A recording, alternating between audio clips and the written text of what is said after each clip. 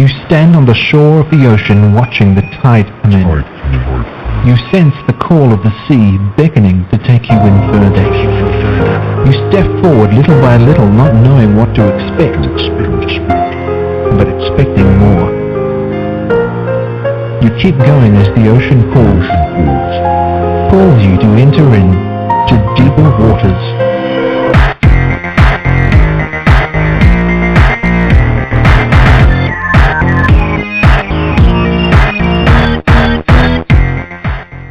Hello everyone and welcome to the Deeper Waters podcast. I am Nick Peters, your host, seeking to bring you the very best in Christian scholarship and apologetics. And today we've got an important show lined up. Now I had wanted to record this Saturday, but there was a scheduling conflict, so it's a Tuesday afternoon as I record this, so chances are on your podcast feed it'll be listed on Saturday because I'm kind of consistent in that way as much as I can be. And I'd like to warn all of you out there that if you're listening and you have small children or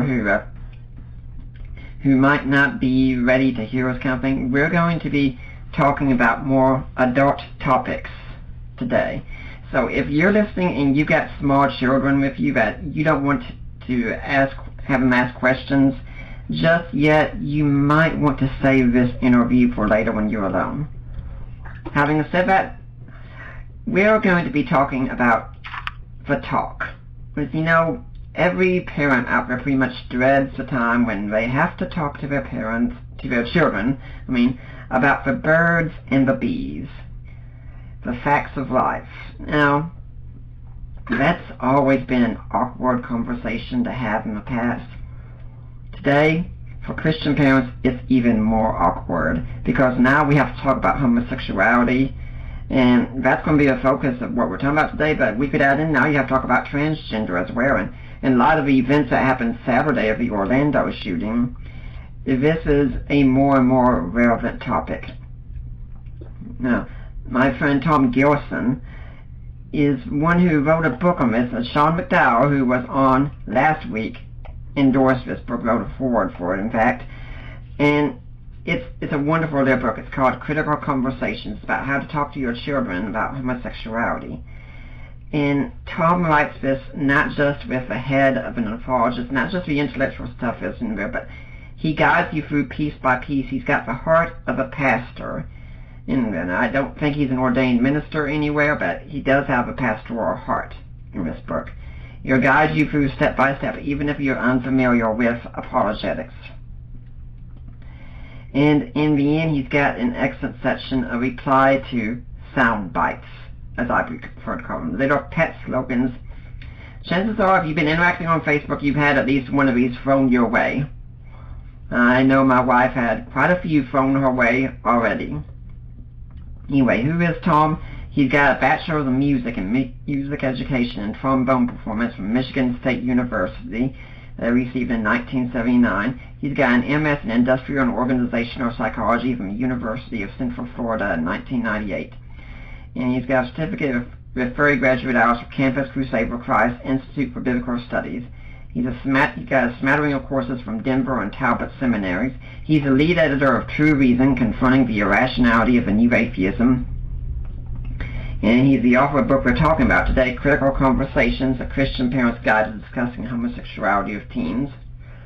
He's got over 150 published articles, including work published at Touchstone, Salvo, and Discipleship Journal, blogging at Thinking Christian since 2004, and 34 years with Campus Crusade. It really puts things into perspective with me since I turned 36 in September. 2 years of Breakpoint and 2 years in senior national leadership with Ratio Christi. He's currently senior editor and ministry coordinator specializing in apologetics and inspiration with the stream. And he's been on before, so I'd like to say welcome back, Tom. Well, it's good to be here, Nick. Always good to talk with you.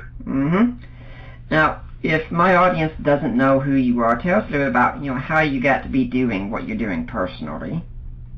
Well, that's a long story, and I guess I'll go back to a prayer that I prayed several years ago. I was working in the field of strategy and organizational effectiveness for the various ministries of Campus Crusade for Christ, or CRU as it's known now. but I had a strong interest in apologetics. And one day I just prayed what I call a stupid question. It wasn't even a prayer request. It was a stupid question, which is, if I'm interested in strategy and if I'm interested in apologetics, is there any point where they intersect and where strategy could help apologetics? Well, at that point, God said yes. And I started writing a lot. I started being invited to help lead apologetics strategy sessions at national conferences. I ended up working with Chuck Colson's ministry for a couple of years, and then it just took off. But here's the deal, is strategy is about being effective, and effective means, in biblical terms, it means effective at serving people's needs for the sake of the kingdom, for their growth, and for reaching people for Christ. That's really what strategy is about. And apologetics is one field that, we want to be effective in reaching people and encouraging them in the faith and helping them understand it's true and leading them to the Lord if they don't already know the Lord. Well, Critical Conversations, the book, rose out of that because I see that topic, the whole question of the homosexual turnaround in society, as being something that's a real issue for kids. And strategically, if you write a book about that for teenagers, they're not going to buy it. So I wrote it for parents to help them understand how to help their kids understand. So, there's like I said, it's a long story. I'm going to leave the rest out because, yeah. Yeah. I like that you did write this for parents, because, let's face it, most of the times kids don't really read things as much anymore, especially since you can just Google everything. Is that right? Yeah, it's not the kind of a thing that kids would also, it's not just whether they would read it, but it's also whether they would find this kind of information if they were Googling it. Because it's not that easy to find the right stuff when you do a web search. You've got to have some sense of direction, and for kids who are wondering what their sense of direction should be, chances of them stumbling on it the first try are pretty slim.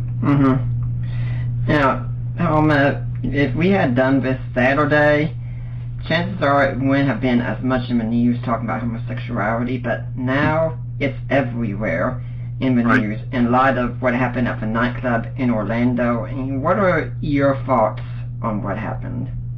Well, first of all, it's too close to home. The San Bernardino shooting was on a road that I used to drive to go dating my wife before we were married. This Orlando shooting was less than 3 miles from the home where we lived for 8 years. We lived, well, it was almost a straight shot, except for there were a couple of little tiny lakes in the way and stuff. We lived straight east of there, in a section of Orlando called Conway. But it's too close to home because these are fellow human beings anyway. Who cares where you live? These people were people who shouldn't have been hurt. I mean, there's all kinds of grief there. It's just wrong. And yeah, we disagree on some things, and so we have some differences in some matters, but what we share in common is that we're all people, loved by God, created in His image. So my first reaction is just to say, oh God, no, that shouldn't have happened. And to pray for the people who are left behind, either dealing with the shock from being there and surviving, or dealing with the shock in their families, or whatever. God help them. That's my first response, and I think it's the most important one. Just an hour or two or so ago, Babylon Bee, the Christian satire site, had an article come up about radical Christians and saying, radical Christians praying for people hurt from the Orlando event. And it's satire, it's parody, but it's sad that it needs to be said, because what stunned me so much was seeing all these Christians on Facebook having to say, we don't endorse and support this kind of violence. And I'm saying, yeah, I know we don't, but why should people out there think that we do? Why do we even think we have to say that? Right, that's a good question. Maybe we're afraid. N.T. Wright opened a lecture once, and he was quoting somebody else, I forget who, and he said that the danger of being a Christian speaker is that if you don't say everything you believe every time you open your mouth, people will think you don't believe it. Mm-hmm. Well, we need to relax on that. I do not need to say every time I open my mouth what I believe about homosexuality. The most important thing to say when I open my mouth, if I'm going to open my mouth, I could keep quiet, but here we are on a podcast, so I'm not supposed to. It'll be a very boring show if you do. I don't think people want to just listen to me. Right. Well, I don't know. But anyway, the most important thing to say is we care. That's the most important thing to say this time. Mm-hmm. And doesn't it seem amazing, though, that the shooter was a Muslim, apparently, but the media and so many other people are rushing to blame Christians for it? Yeah, I saw that in an article, especially by the first one I saw it on was one by Michael Brown, who had it posted on our Stream website, stream.org. And the idea is that because, well, someone said there were like 200 anti-gay bills introduced in Congress or different Congresses, and so therefore Christians are to blame for this. That's in the book Critical Conversations. I talk about how messaging gets manipulated, and this isn't about the shooter anymore, and this isn't about the victims. This is about people who are taking advantage of this in order to manipulate a message about Christianity. When we talk about what we're talking about, what you brought up just now, I mean. And it's going on all the time. It's pervasive. It's a barrage. It's an assault. It really hits our teens hard because they're unequipped to handle it. Yeah, I was talking with, on my wife's Facebook page today, and she wants to go out there and do what she can to clear up the misconceptions and such. And she had one of her friends posting about how Chick-fil-A opened their doors and in the Orlando area and provide food for those in need, and this person just started saying, well, they're prejudiced against homosexuals and such. And then I started dialoguing with her, and she was pretty much saying things like, well, if you oppose what she called same-sex marriage, I prefer to call redefining marriage, and isn't that because you don't like them and it goes against your religion? And I said, no, first off, it's not about my religion, really. I could disagree with homosexuality and be an atheist for that matter, but it's more that I actually just disagree with the behavior and don't think we should be endorsing it. And if you're going to say because you don't like someone's behavior, you don't like them, well, all of us don't like ourselves then, because we all do things we know we shouldn't every day. And then she was saying, well, do you think you could like someone and be a friend of someone who was homosexual? I said, sure. And I worked at a store once. There was a homosexual I worked with, and I was getting ready to go on my lunch break where I go to a local pizzeria, get a buffet. He said, hey, why don't I come with you? It's time for my break too. I said, sure. We went out, sat together, talked about our lives, things like that. Came back, I didn't think a thing about it. And he said, I'm just going out with a friend. Right. And that kind of question, you mentioned the latter part of my book deals with different slogans.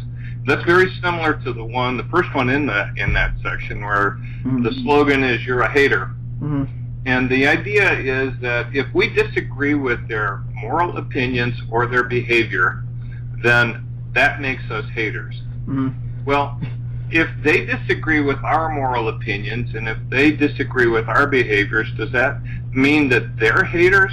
Is the disagreement what makes you a hater? If it is, then they're haters too. Well, I don't think that's true. I don't think they're haters. I think what they've done is that they have grabbed a word with a lot of rhetorical power and they've slammed us with it when it doesn't fit either group.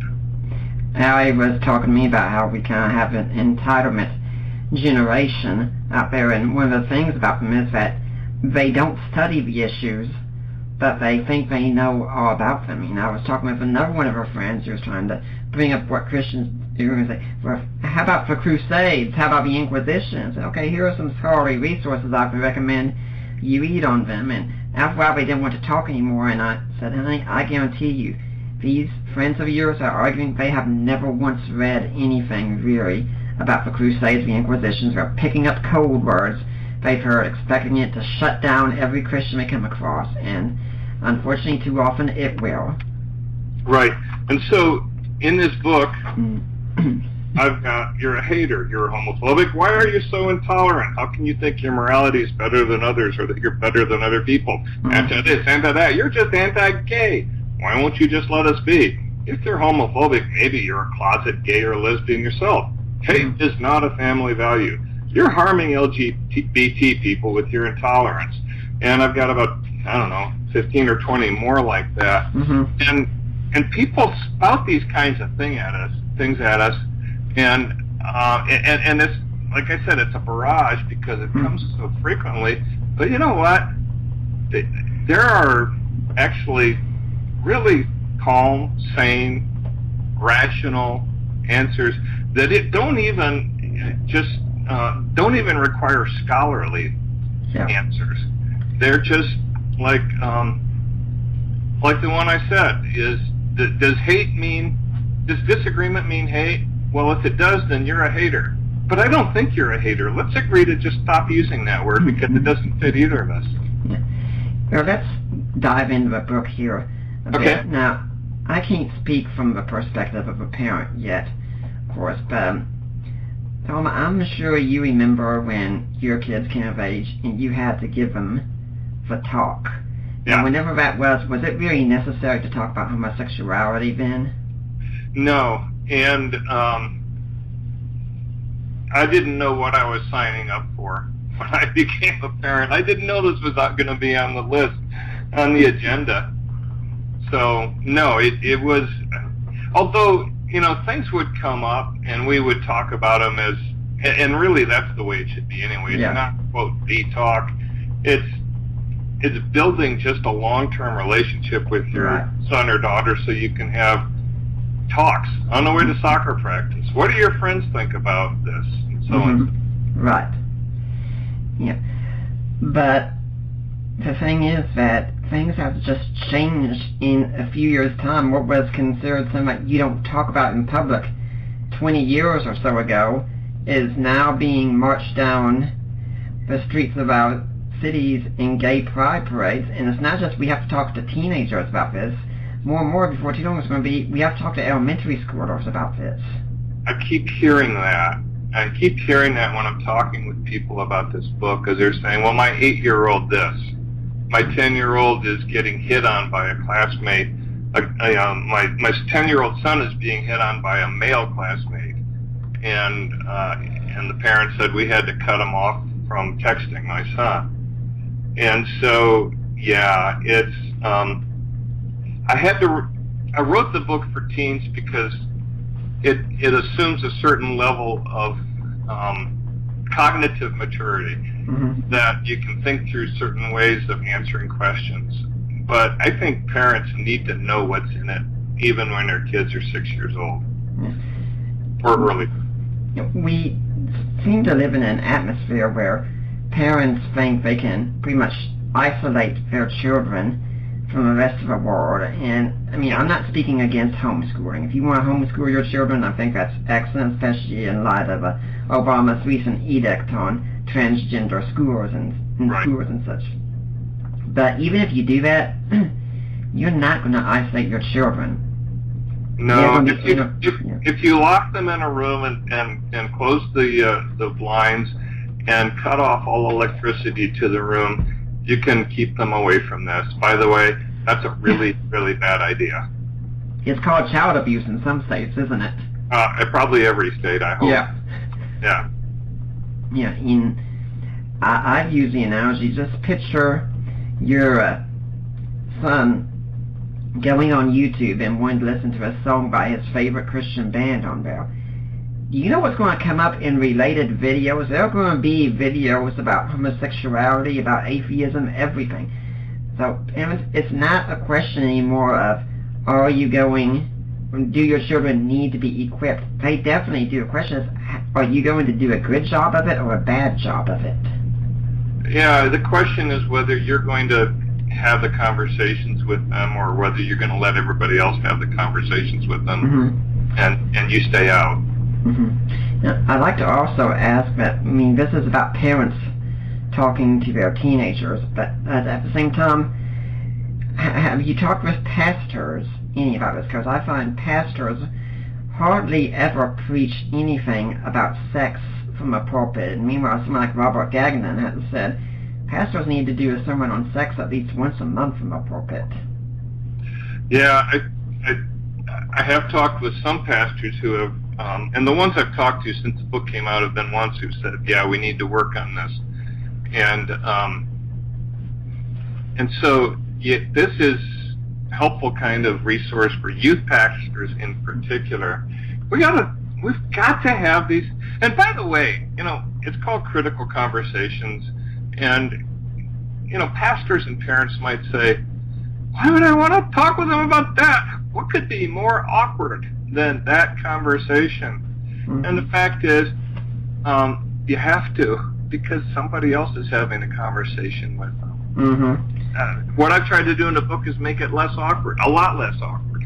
Yeah, because if our young people are not receiving the Christian view on sex and marriage, they're receiving someone else's view.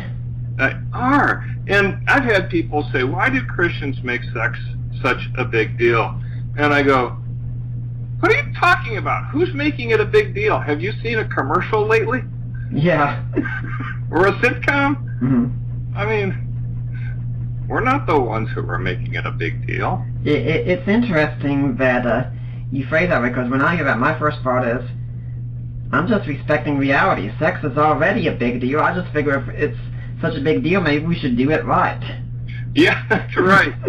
One girl I heard once in a youth group meeting, she said, "What's the big deal?" She was I remember reading this book. Go ahead. Year-old. She said, "What's the big deal about a kiss?"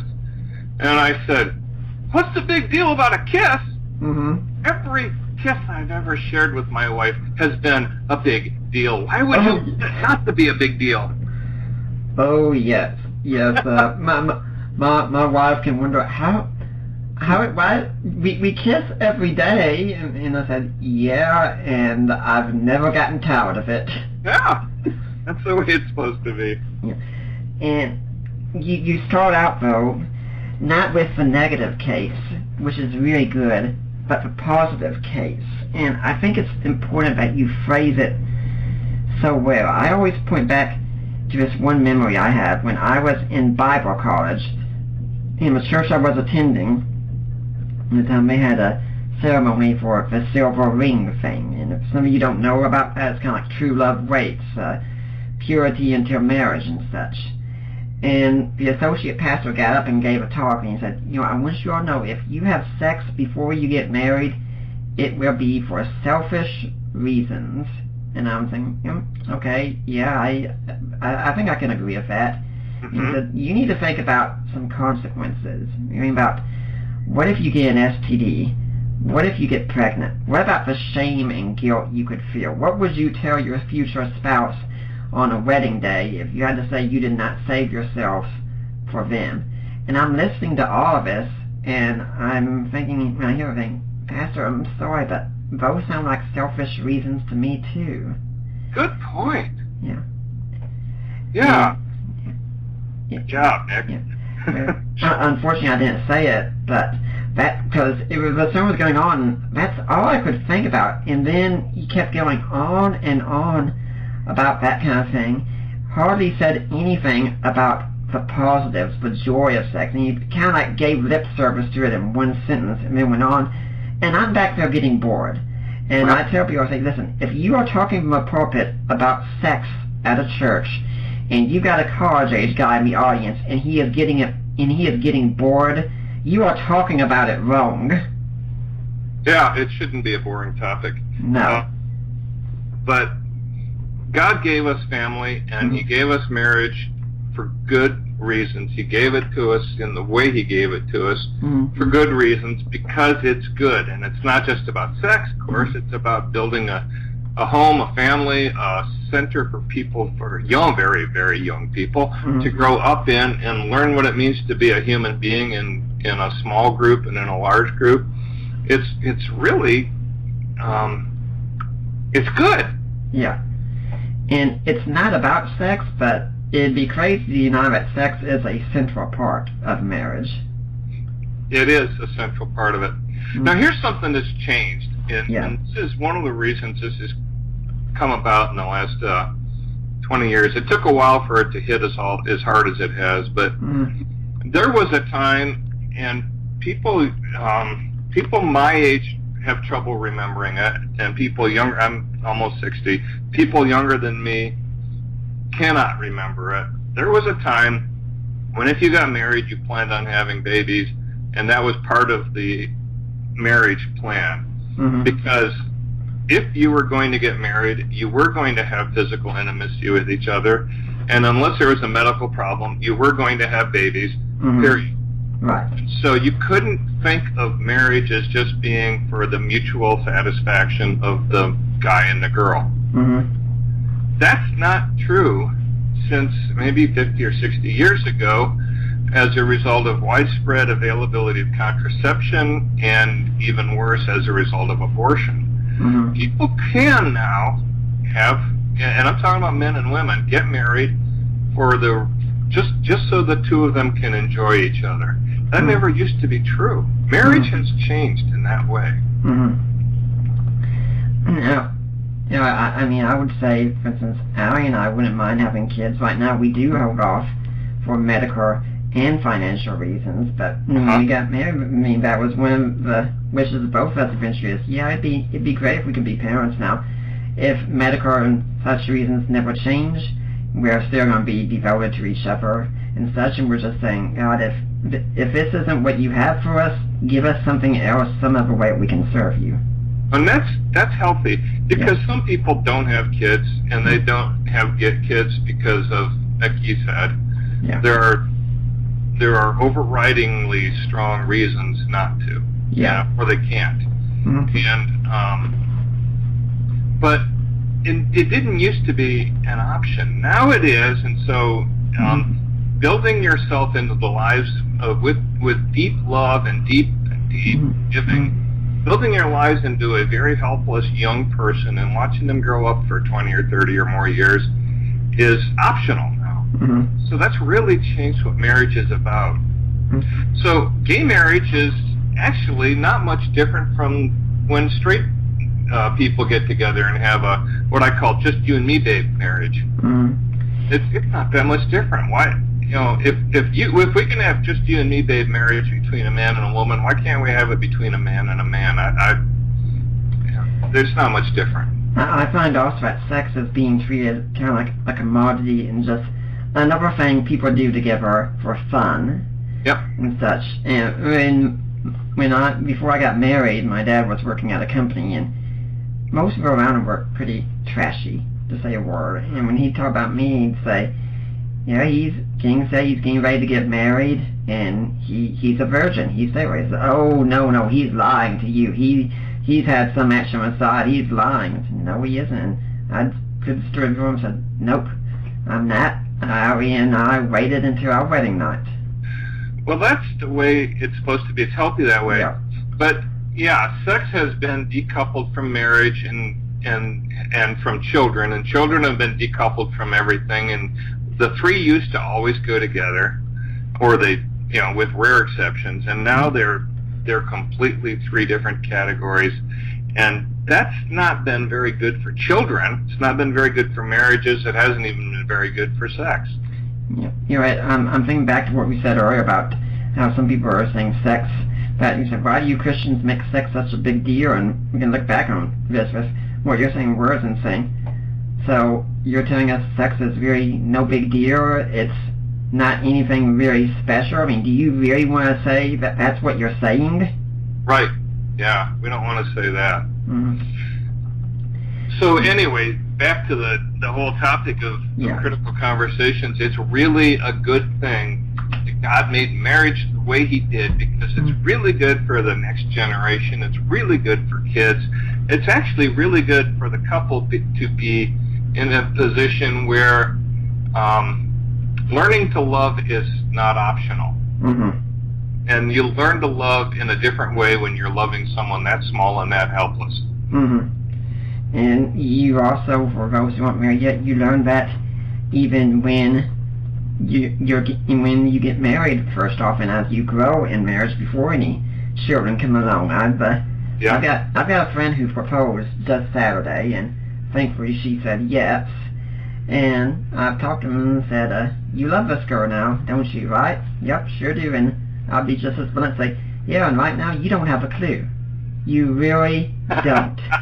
Until you get married, you do not really know how much it means to say, I love this person. Yeah, that's true. Now, you've referred to God a few times here, and of course this is written from a Christian to Christians for the most part, but we have to say, are we saying that Christianity is a necessity to understand this? Well, here's what I would the way I would put it is that the way God created marriage is certainly a lot easier to understand in its fullness if you understand the whole story, which includes the whole story of Christ. But you can explain the goodness of marriage without using the Bible. Right. You can explain it. That's important, by the way, because you know what? Sometimes what parents will do is, or pastors, they'll say, marriage is for a man and a woman because the Bible says so. Yeah. But kids have been taught that marriage is much broader than that, and that it's very narrow to think of it that way. So when they hear the Bible says so, what they're going to think on the inside is, well, then I don't think very much of the Bible. The Bible is intolerant and narrow. Right. So what we have to do because of that is we have to explain not only what the Bible says, and not only standard apologetics about why the Bible is true, but also why it's good that the Bible is saying this. Yeah. And it's good that it's true. We have to be able to explain it in terms that kids can get it. And just saying it's good because the Bible says it's good and the Bible says it's good, therefore it's good, is circular thinking. We have to be able to explain it in terms of the way it affects people. And you can do that too. You can do that because it does affect people in good ways to follow God's good plan. Yeah, and I'm thinking also that some people were looking and say, well, you know, Christians didn't invent marriage. Right. Yeah, it wasn't until 2,000 years ago that someone got the idea, hey, let's have men and women pair up together and raise children. And and marriage has been a part of pretty much every single society that I know of in history. It has been.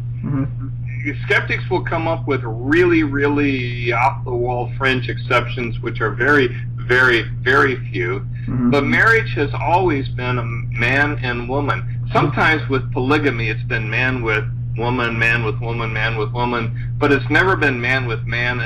And even the women in a polygamous home are not married to each other. Yeah. It's always been the woman and the man, or the women and the man. So from the beginning, as Jesus said in Matthew 19, it was God created them male and female. The man shall leave his mother and father and cleave to his wife. Right. That's really, I think that's Genesis chapter 2. That's about as early as you could ask for. Yeah, and when we look at even societies that didn't necessarily frown on homosexual relationships, like many of the ancient Greeks and Romans didn't frown on these kinds of relationships. Some did, but not all of them did. They never once had the idea of, hey, let's just change marriage and make it something totally different. Yeah. Well, yeah, and I'm not a student of ancient Greek and Roman relationships, but I do know that well, in some cases there was a very unequal relationship between a man and a servant or something like that. And to me, that just seems wrong. Right. And not only that, but it should seem wrong to everybody, I think. Yeah, the Christian worldview really changed things incredibly with regards to marriage. Things that we seem to take for granted so much and assume are part and parcel of every marriage, they really weren't. I mean, when Paul writes in Ephesians and says, "Husbands, love your wives as Christ loved the church," being the implication, love your wife so much that you're willing to die for her. The men listening to the audience would have thought, Paul, are you crazy? I mean, what are you thinking when you say things like this? Right. And then let's look at 1 Corinthians 7 too, which I'm 7 also. I don't know if it's verse 2. I'm opening it up here right now, and I am let's see. Well, it does start early. And I'm reading from the New King James Version. Now, concerning the things of which you wrote to me, it is good for a man not to touch a woman. Nevertheless, because of sexual immorality, let each man have his own wife, and let each woman have her own husband. Let the husband render to his wife the affection due her, and likewise also the wife to her husband. This is all very equal. Yeah. And then it gets even more so. Yeah. The wife does not have authority over her own body, but the husband does, and likewise the husband does not have authority over his own body, but the wife does. This is all, this is revolutionary. Yeah. Okay, I'm not an incredible student of Greek and Roman culture in terms of these things, but I do know that Plato and Aristotle and a lot of other people said that the woman was lesser, and the Hebrews too would say the woman is lesser than the man in many ways, and Paul and the scriptures say, no, we're calling each one equal in worth and in value and in level of value in the relationship. This is new. Yeah. You know, if you just read a part where it said, for a wife's body does not belong to her, but belongs to her husband, he has authority, there, everyone read forward said, well, yeah, duh. We all knew that.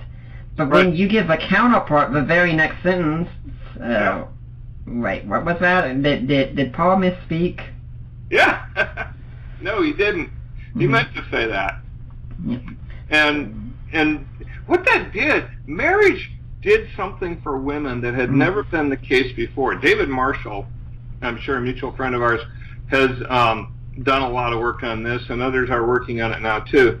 What marriage does for women is beautiful, because because for one thing, societies and people tend to, the one who is physically stronger usually has the ability to get what he wants, and I use the word he advisedly because in a marriage it's he who is physically stronger. And not only that, but he can walk away. So what happens in marriage, if you don't have it on a good basis, is that it's really a crummy deal for the woman. Because she's got the kids, or she's got the pregnancy and then the kids, and she's got the physical disadvantage, and in most cultures she's got an economic disadvantage, especially if there's kids hanging around.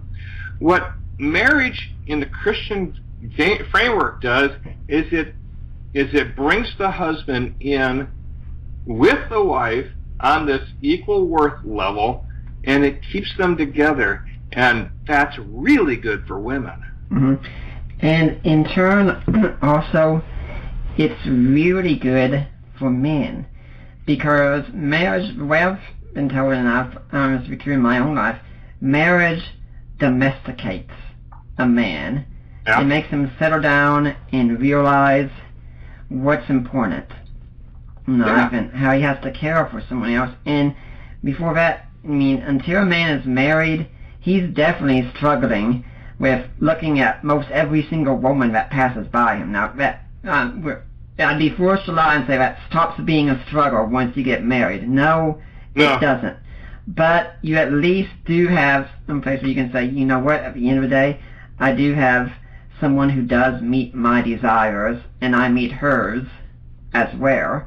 And a man in a Christian marriage has to learn to sacrifice himself. I mean, there are going to be times I can be at the store thinking, oh, I'd love to give out, I mean, I gotta get something for Allie, and I gotta save the money, because it's more important to me to please her. Or I'm gonna say that I can get Amazon gift cards sometimes for programs I do, and I would be saving up when I get an item, and Allie would say, you know, I'd really just like it if I could get this, not knowing I've got these cards saved up, and so yeah, I'm going to put what I want on hold. Click, there you go, hon.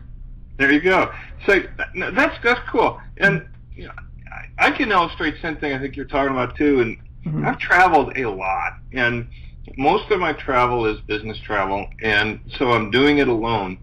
And so I get on the airplane and I put my stuff up in the overhead bin a little bit under the seat in front of me, and I get out my book and I read, and I'm just calm, and everything is fine. Well, when my kids were young, there were times when we would all travel together, and I couldn't do that.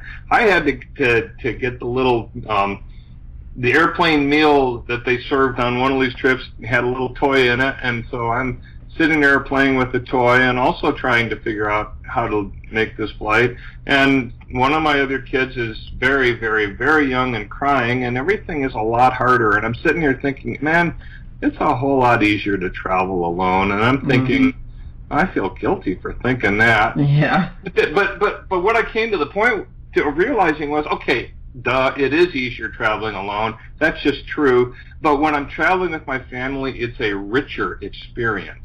Yeah. And I wouldn't have that experience if I took the simple path of always being on my own.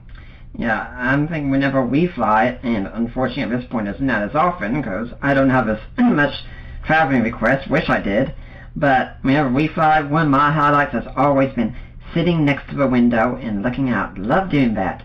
Yeah. Well, guess what? Allie loves doing it too. Guess who gets to sit next to the window every time now? And guess who gets to show love to his wife every time? Exactly. Yeah. Exactly. That's right. And the thing about marriage is it takes many of our desires that are really self-centered and then turns them outward. Because, I mean, in Christian marriage, a man could say, you know, I don't really need to think so much about my wife. Maybe they think that I want my wife to be thinking about me. I have to be giving out as well. I have to be making the sacrifices and such. And it's all about learning to die to yourself over and over. And anyway, I'll tell you this to all you guys out there. If you're interested, if you're a Christian guy, if you're married or engaged or dating or saying, hey, I'm nowhere near dating, but gosh, it'd be nice to have a girl in my life someday, I do have a group on Facebook for men who are in that category, just to help us learn to love our wives as Christ loved the church. So you can either learn to love your current wife, or you can learn to love your future wife from mentor men who are already married and can tell you how things are. If you want to join that, just please find me on Facebook, because you have to be on Facebook and say, hey, I want to join that group I heard you talk about, and I'll get you in. And my wife, meanwhile, has the counterpart group for females. So if you're a woman listening to this, you want in her group, just let me know. That sounds really good. By the way, though, here's what we can't overlook. Yep. The part about loving your spouse. A man could say, yeah, I love my spouse. He's a good guy, and I give myself to him. Or a woman could say, yes, I love my wife. In other words, why is gay marriage any different from heterosexual marriage in that respect? And the answer is, well, okay, that's not the key difference. The key difference is that the potential for growth into a family with kids is really what sets straight marriage apart from every other version or counterfeit thereof. Even if a couple cannot have kids, they are engaged in the type of relationship that is the type of relationship that builds the future and builds the next generation. And that's the key difference. You know, something I'm thinking about this also is because, I mean, it's really no secret, but men somehow tend to like having sex and want to have it a lot. I'm sure that's news to a lot of you listeners out there. It's never crossed your mind that men are very sex crazed, but yeah, we actually are. And the thing is, if you get two homosexual men together, it can be too easy to kind of use one another in that way.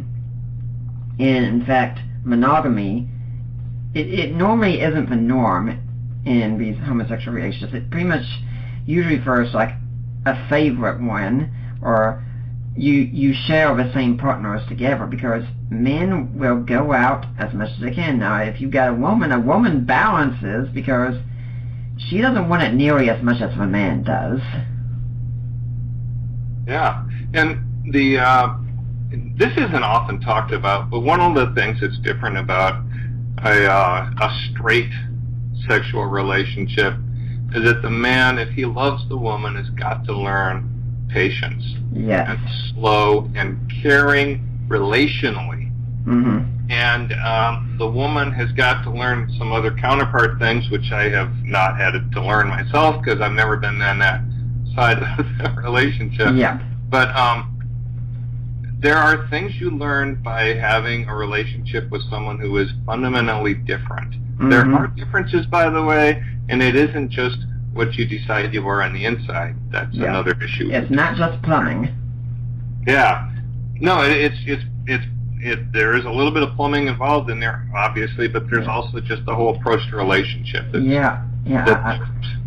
I find it amazing to try and figure out the way my wife thinks about things as a woman, and things that that I wouldn't think about as a man. I have to see from her perspective. I have to learn to think, what is it like for her to have to feel more vulnerable and such. Yeah. And we actually spend time talking about feelings, which to me as a man is like doesn't make any sense. I mean, she's talking to me last night, said about all these Facebook debates, and so I said, doesn't it hurt you when you have to block someone or unfriend someone on Facebook? No, it doesn't. Yeah, I mean, I don't blink at it, and it's just one of the differences. And being also with this whole transgender thing, it's got me in a much more protective state, because now if we're out there in public, and I'm talking about a place other than, say, a church, for instance, like a shopping center, and Allie has to go to the bathroom, if she's in there, I am standing right outside the door watching. Because I am not taking any chances, because I know that she's got PTSD and such. She would be horrified if she turned around and there was someone she at least thought was a man right in there with her. I'm saying, okay, if you want to take it, if there's a slight, even 1% possibility you could take advantage of my wife while you're in there, it's not going to happen on my watch. And I know people have said before that if someone inserts Allie on Facebook, sit back, watch the show. It is going to be dangerous. There are going to be explosions. There will be blood. Yeah. Well, to the whole relational thing, I'm going to, if I may, segue to the whole idea that when you're talking with kids about homosexuality, you have to do it in a relational context with them. Mm-hmm. And so how are you doing in your connection with your kids? Are you having just ordinary conversations? Are you respecting their questions? Mm-hmm. Do you care what their questions are? Do they know that you care?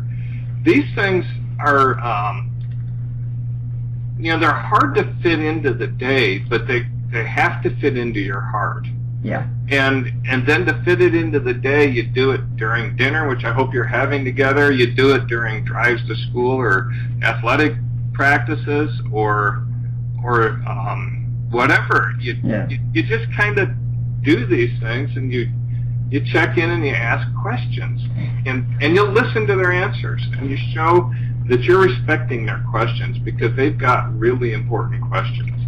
And at the same time, you have to be careful, because you don't want every single conversation to be about this, and you don't want to be nagging or intrusive without cause. Right. No, your questions don't all have to be about tough stuff. They can be questions about, how was practice today, or how are you getting along in math, or what are you watching? Who are you going on a date with, or what are you watching on TV tonight? Yeah. But in there you have to include, in the mix, you have to include the questions that are going to be important. I remember when I was growing up with my dad, and unfortunately we didn't have a projects conversations because none of us knew what it was back then, but there were some interesting conversations we could have. It would be about superheroes, actually. And you know, the superhero movies and such out today, and he would tell me about what it was like for him when he was growing up and these were coming out and such.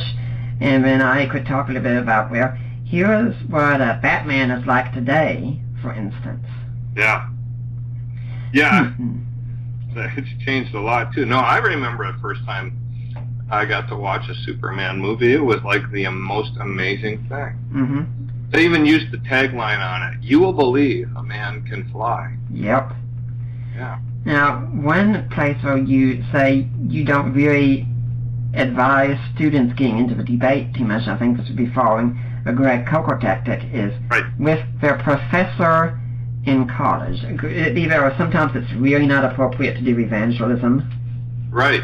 And this might be true in high school, too. Right. If as Coker puts it in words similar to this, is that it's unwise. Every strategist knows that you do not take up an offensive position against a superior force in an entrenched position. You do not go on the offense against someone who can just pound you, and will always win in that way. So, you know, when if the teacher says something like, "Well, everybody knows that gay marriage is good," then you don't raise your hand and say, "Well, no, the Bible says it's bad."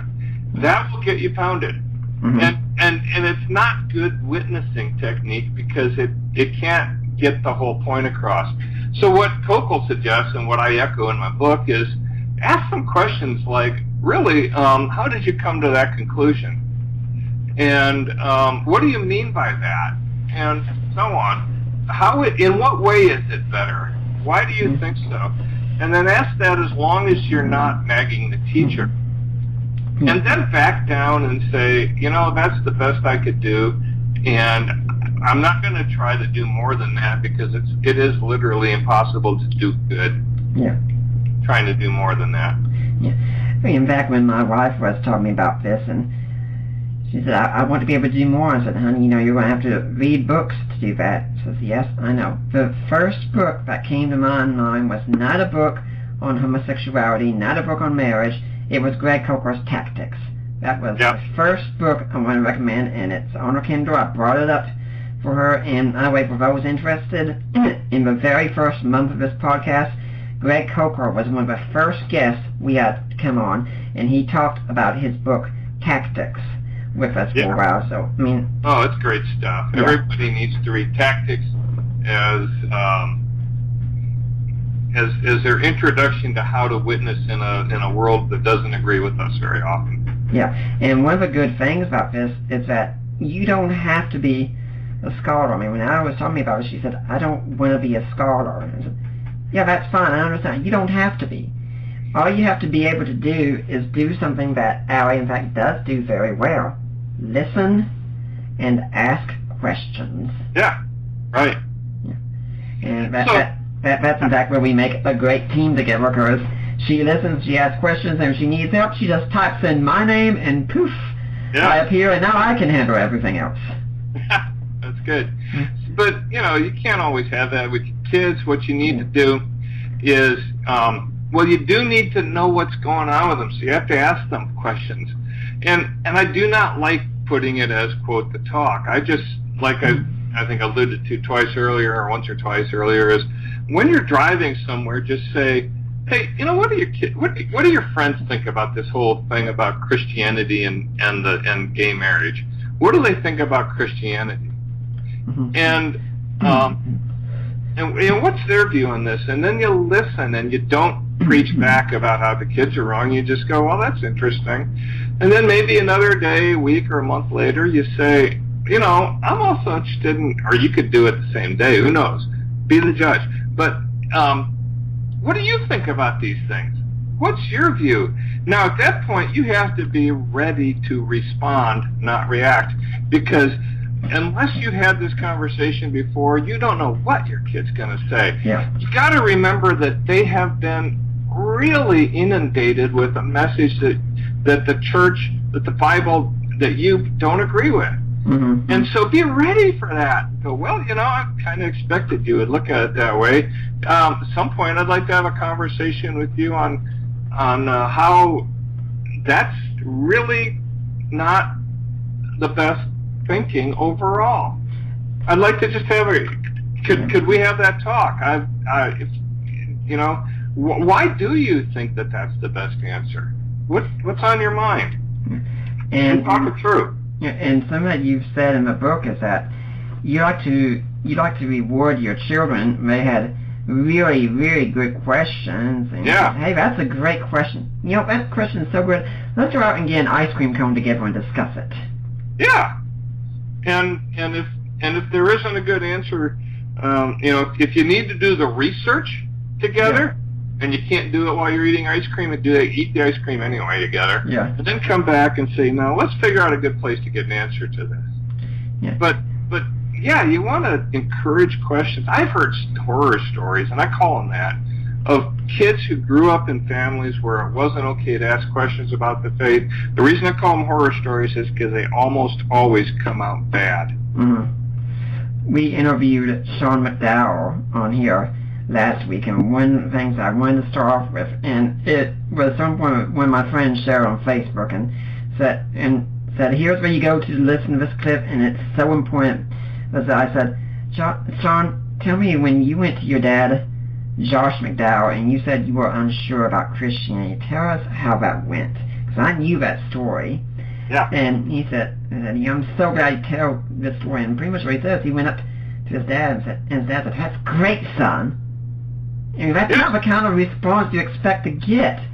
But you're saying it's great because now you can go out, you can ask questions. Look, I don't want you to believe this because your parents believe it or because you've been taught. I want you to believe it because it's true. And if you want to go out there and look and see if it's true, you go out and look and see if it's true. Amen to that. Mm-hmm. If you say the exact opposite, you give the impression of fear, and it tells your children, maybe this really isn't true. Maybe there is some sort of cover-up going on here. Yeah. So that's, by the way, too, when you have these conversations with your kids, you can come into that with knowledge, or you can come into it ignorant. And there's too much of the second version. Yeah. And here's what happens. It's not just that you're lacking in knowledge, it's that you're lacking in the stability that comes from the confidence of the truth. The first half or the first third maybe, or something like that, of my book is about understanding what's true and why it's true, so that when you get into these conversations with your kids, you can be just calm. Mm-hmm. And if they come up with something off the wall, you don't have to go, oh no, what am I going to do now? You can just say, well, okay, let's keep talking about this. Yeah. It gives you a confidence to move forward calmly and relationally instead of reacting. Yeah, and along those lines, we could ask parents out there a simple question. What is the best way you found to deal with the flu for your children? Is it to wait until they come down with it and then take them to the doctors, give them all the liquids and such they can over and over?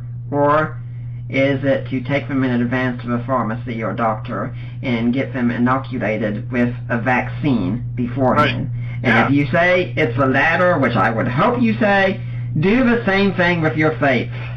Yeah, and so don't ignore the problem. Mm-hmm. And inoculation's a good metaphor for it, because inoculation is an exposure in a controlled setting, in a controlled manner. You're exposed to the problem in a controlled manner, and then you build up your defenses. Well, we can expose our kids in a controlled manner to actually they're being exposed uncontrollably, but we can bring it to the point where we can turn it around to a true understanding.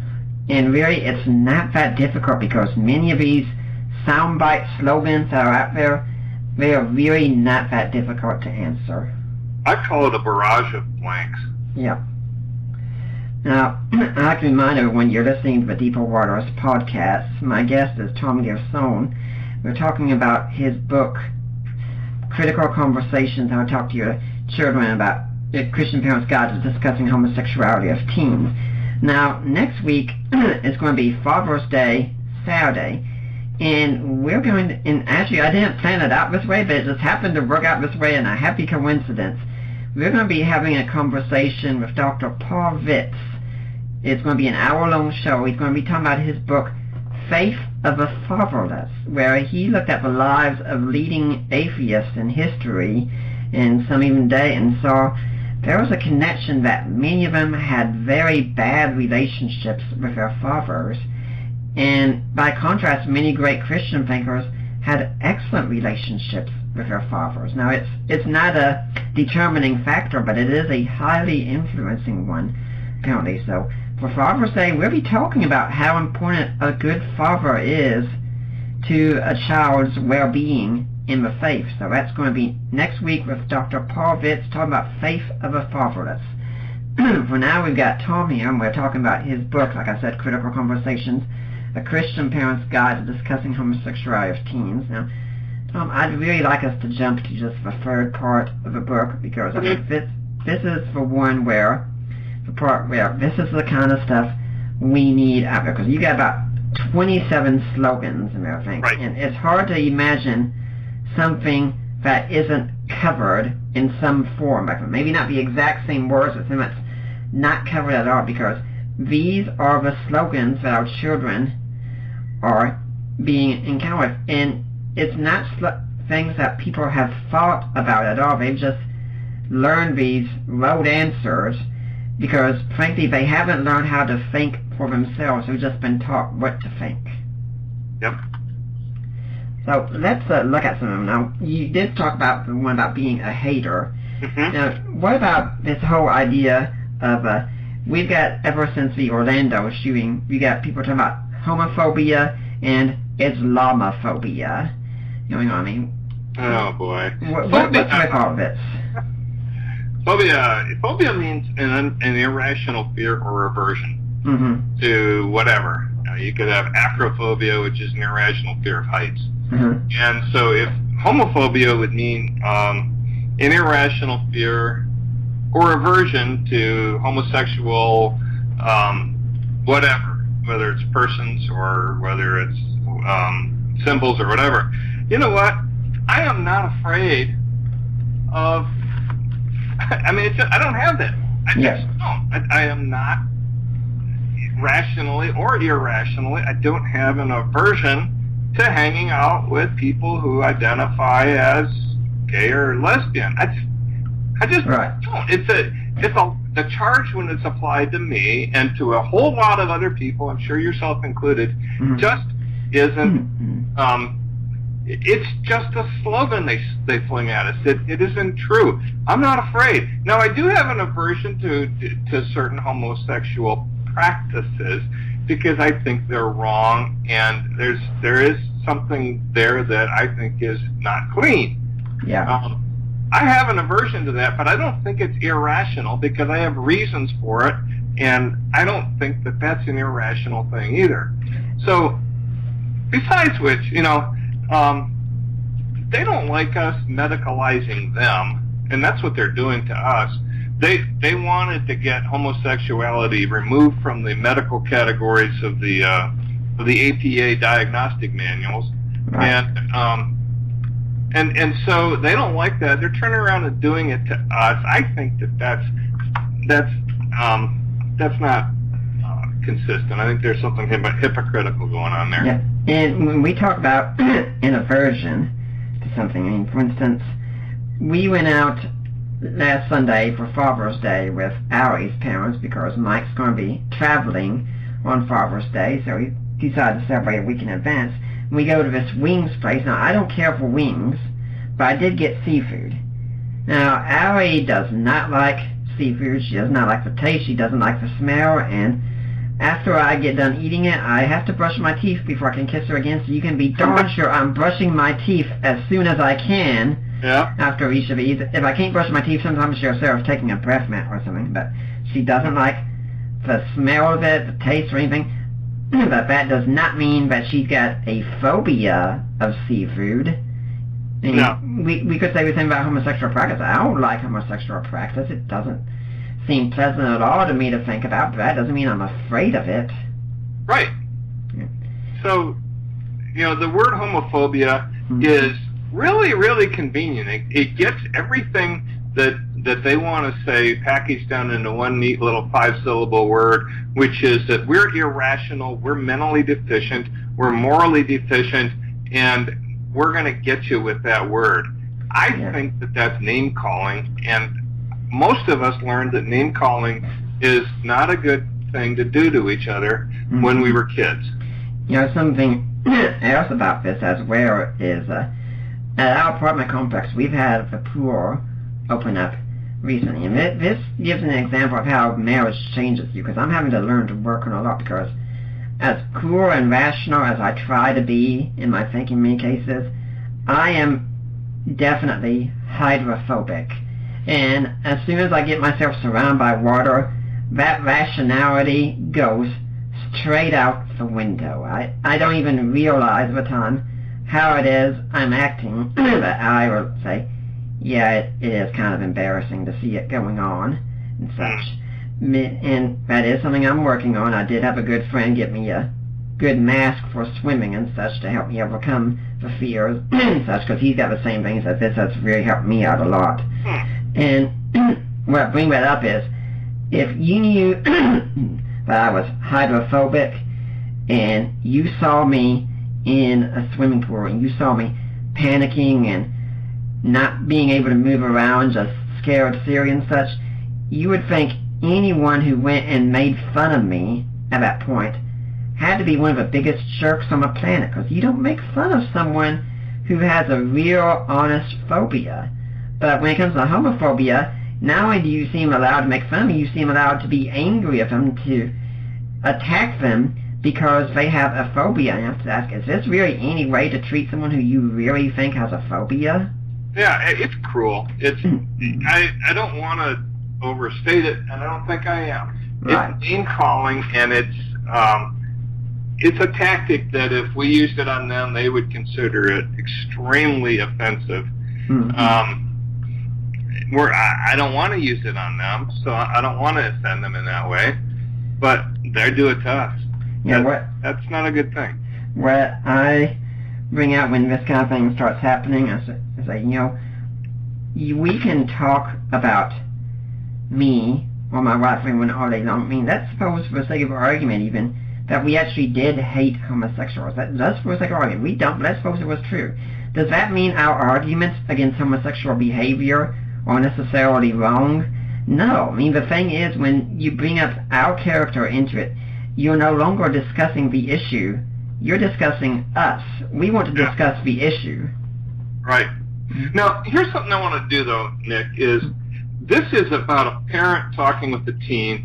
We're getting into kind of the extended version of an answer. Right. Here's what I wrote, is this is what a parent could say to their teenager. And you have this for every single question. I have this for every question, something like this. It's on page 103 of the book. And it says, first of all, this isn't a script. It's a guide for discussion. But the parent could say this. It's about 3 short paragraphs. Homophobia can mean many different things. Do you know what your friend means when they label you with that? Does your friend even know? How about if you find out, just by asking them, what do you mean by that? Let them really explain it to you, so you're not dealing with an empty label or mere name-calling. You might discover they can't even answer that question. They might be so used to labeling people that way they've never taken the time to think through what it means. Whether they can answer you or not, the next question you might ask them is just as simple as the first one. Okay, if that's what you think about me, how did you come to that conclusion? Now, you don't have to ask it in exactly those words. You could ask, for example, what does homophobia mean in your opinion? What leads you to think I'm homophobic? Then, the parent is still advising the child this, not as a script, but this is just an approach. Then, you really ought to listen. You've asked a question, after all, so you need to show you're genuinely interested in the answer. Then, when the time comes, explain what phobia really means. It means being irrationally afraid or avoiding something for irrational reasons. Then ask your friend, do I really look afraid of anyone here? Am I avoiding LGBT people? I'm not. So why are you labeling me as if I were? Now, that's the end of that. And it's really that simple. And it's usually that simple. Not every question in here is that simple. Some of them get a little bit more complicated, but it's just like the parent can have a conversation that goes a lot like that with the child, or give them guidance that looks a lot like that, and you deal with it, and that might just take care of it. It's not that hard. It's not scholarly at all. It's relational. Yeah, and when you say that this isn't a script to follow, because parents, one of the last things I think you should do with Tom's book here is when you want to tell your children what they should say about this, you don't get it out and read straight from a book like that. That will totally impersonalize it for your kid. And what I'd recommend doing is just asking a kid what's on their mind, and then they say, well, I'm being called a homophobe, but then you can read over that a few times, think it over, try and phrase it in your own way, then come back later and say what you'd say that way.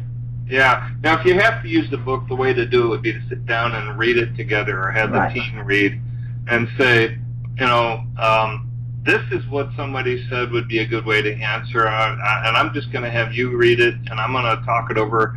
I'm going to let you read it. Well, what do you think of this?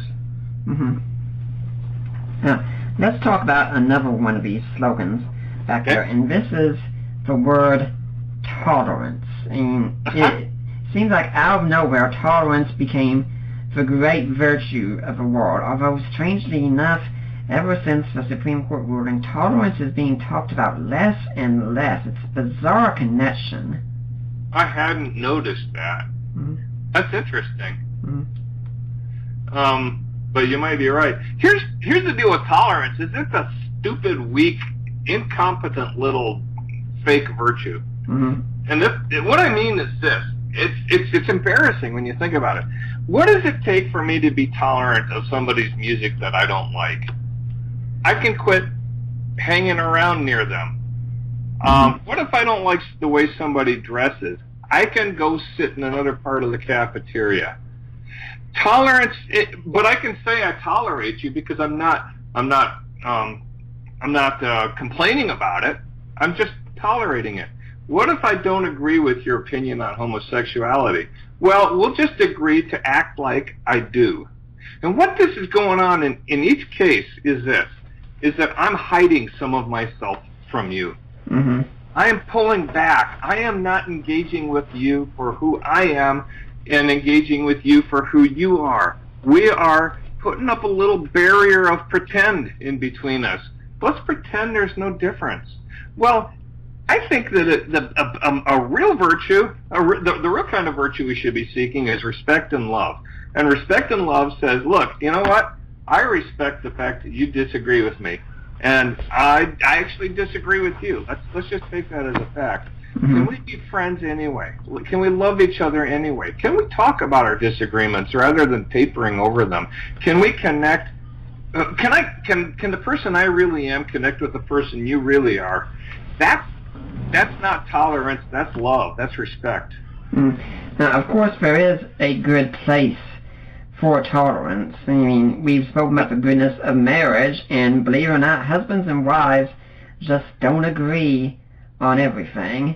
Right. And if my wife got to watch what she wanted to consistently on TV, most of the time the TV would be on the Weather Channel or Animal Planet, because she loves the nature stuff. If it was me and I had to get stuck on a station, chances are we'd be stuck on the game show network constantly. Okay. But Animal Planet, Weather Channel, it's not my favorite thing, but if she turns it on, I can be fine with it. I don't have to raise a stink or anything. I can even stay in the same room, just read my book or something, and if I turn on the game show network, she can be fine with it. I mean, there is a place to practice tolerance, of course, but go ahead. The problem is when tolerance gets misdefined. Right. And what you're talking about is real tolerance. Yeah. Tolerance that we're yelled at for not practicing is the misdefined version, where it says you need to agree with my opinion. In other words, your tolerance is, okay, I don't agree with you that Animal Planet is the best one, but I'm willing to love you. Whereas, the other form of tolerance that's being pushed on us is, not only do you have to put up with Animal Planet, you have to agree that it's the best. Right. And tolerance, it's necessary to tolerate someone at times, but I like to say love is a step above tolerance. It is. Yeah. And go ahead.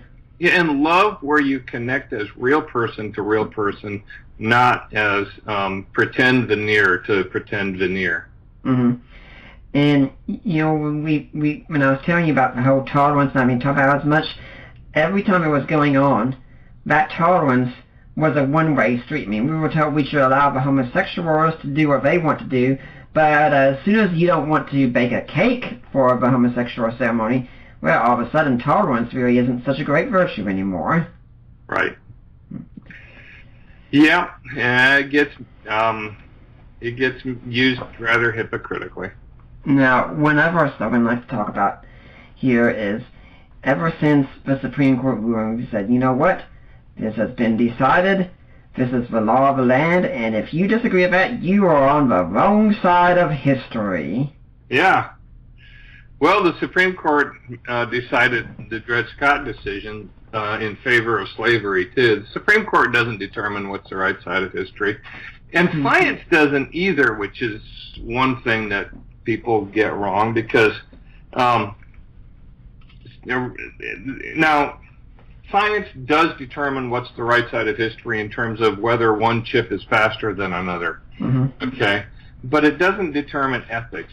There was a period in the early 1900s when Scientific American was publishing about the value and the goodness of eugenics, meaning we're going to render the morons and the imbeciles, I'm using their words, okay? Yeah. Using their words.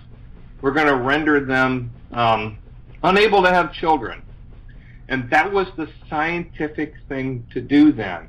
And if you were on the right, quote, side of history at that time, you would have been in favor of that kind of eugenics. Well, guess what happened to history? Most people have forgotten about it. But it was real then. And just because there's no law that says that later is better. Right. And there's also no law that says that we know what later is going to mean 50 years from today. Yeah, it seems to look like we look at any change that we do and say, automatically, this change is progress. Well, that doesn't follow unless we have some idea what the goal is. And what is our end goal right now? Because it looks like we're creating a more hostile society. In fact, because nowadays it seems it's okay if you can say you are offended by anything, well, that's enough to call out the attack hounds. It is. Oh man. I'm afraid to get started on that one though. But you're right. Yeah. I just don't want to go down that path because there's too much there. Yeah, I've even been thinking about I like to watch these gaming videos on YouTube, and I watch it because I'm into the gaming field as well. And people talk about new events coming out, especially with E3, the big game conference and such going on. And people say, I feel like this would be, I feel like this would be, I feel like this would be. And I'm sitting around thinking, no, you don't. You think this would be. You think this would be. Stop telling me how you feel when you don't really mean the word feel. You mean the word think. And, you could say, that seems a bit nitpicky, but no, it isn't, because we have to teach ourselves that we don't think with our emotions. Well, I think that there are people who are feeling rather than thinking. Yeah. I feel that this verse means. Okay, once you're done feeling about it, let's ask ourselves, okay, what does the verse mean? Let's get over the feeling and let's think about it. That's just one example, but I agree with you. Yeah.